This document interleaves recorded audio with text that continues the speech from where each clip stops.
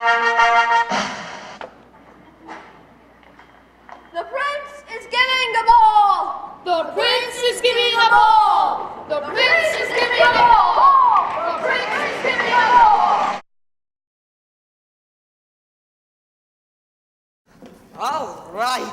All right. If the egg beater don't work, I get you something just as good. Miss Laurie, jippity crickets, how you have grown. Last time I came by here, you was tiny like a shrimp and with freckles. Now look at you, a great, big, beautiful woman. No, now look, Angela, hey, don't you go and be mad at me. And I said I'd get you a present. Something to wear. Don't anybody want to buy something? How about you, Miss Laurie? Must be wanting something, a pretty young girl like you. It is time for the lonely gypsy to go back in the open road. Listen, Adoani, there is a man who loves you like nothing ever loved nobody, and a man who will stick to you all your life. And that is the man for you, Will Parker.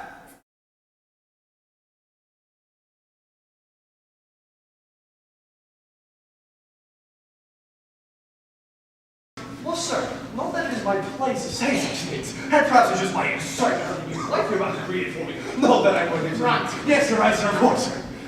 Seeing as you are a being of such divine power, wouldn't it be wise to use a little bit of that power and get things done a bit more efficiently? Now, yes. Indeed.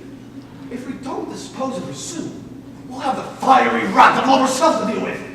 And if we do dispose of her, well, sir, we'll have the fiery wrath of all herself to deal with. What? Sir, let us not pull arrows without firing. In my time, I have seen many things. I have seen the very face of love herself, and all the laughter, joy, destruction she's capable of. I have seen love create beauty one day and dispose of it the next. I have seen the tears of the heart broken and the tears of the heart mended, and I think I know what I see when I see it. You're in love with her! Is it now? Forced into that trance, forced to talk about her, forced into marriage, and forced to leap into the clouds. And now you talk to me of your rights. It's my destiny. It's my right to know my course of life. Princess, by wearing that dress and leaping onto this cloud, you have forsaken everything. Do you understand? Whatever notion you may have had of this journey, discard it. It'll only weigh you down as life progresses. If you value your life, you'll step away from that object at once.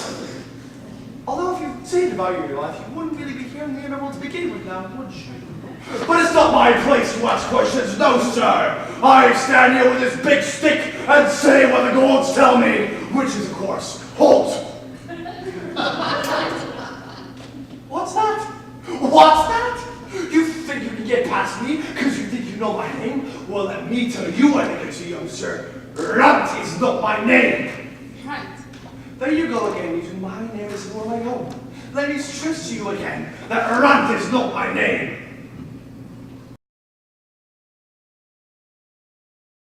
My name is Fergal Bobby McFerrin III.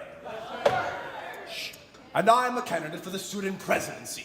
These are my deputies, Laura Wilde and Debbie Fox.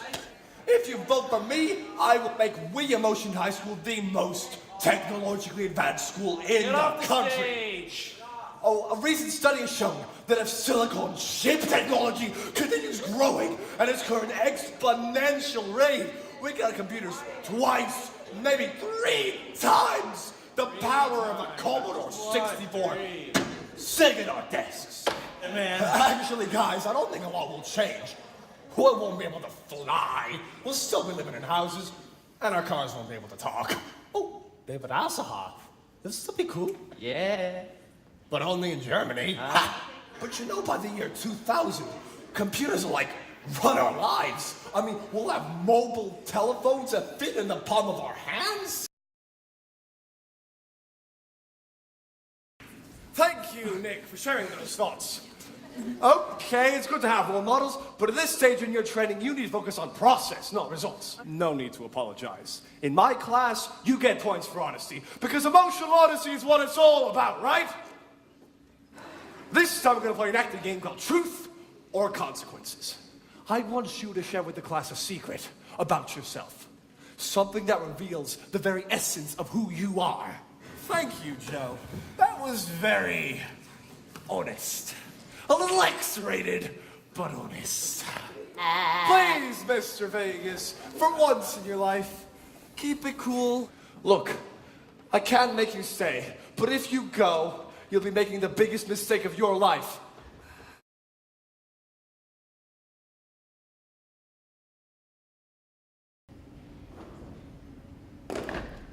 Freeze!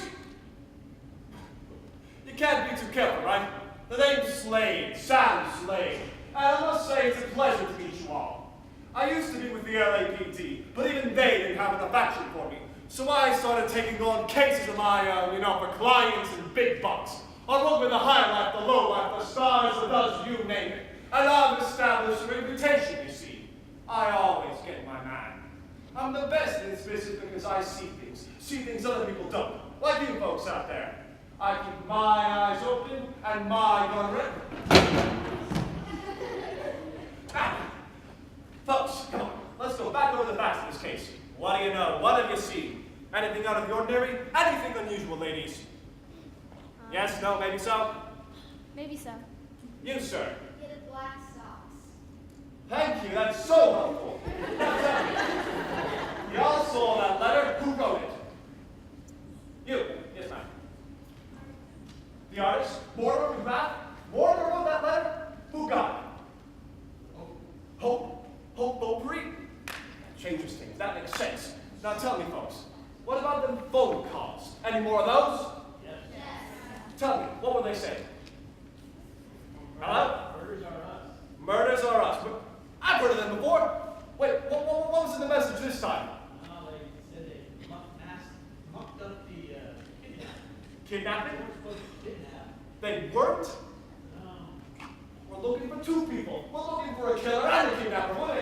But that's impossible. How do they really phone calls at all? The line's dead. There's no electricity. Look, I've dealt with cases like this before. The killer might be out of money. Another $10,000 is nothing to sneeze at. Are you talking about a trap? You bet I am, partner. If we're lucky, we may lure the killer out to the open. Ah, so you're back, are you? We're just looking for clues. Calvin fell right about there. This tiny bit of dirt ball fell from his shoe. A tiny bit of seagrass encrusted in it. Probably means he was on the beach sometime before his demise. But was he? You know something? I think you folks know more than you're letting on. I heard that guy whispering something to his date, something about murder! Sure, Cousin Calvin might have had a bad heart or a bad gallbladder, or maybe a bad case of tennis elbow. But I have a hunch, and my hunches are pretty good. I think he was murdered, and I know she agrees with me. All right, folks, come on, I gotta know everything. What have you seen? What have you heard? Anything suspicious at all? I gotta know the facts of this case because we're all in this together until the storm blows over. You, sir. You, sir, in the wonderful leather jacket. What have you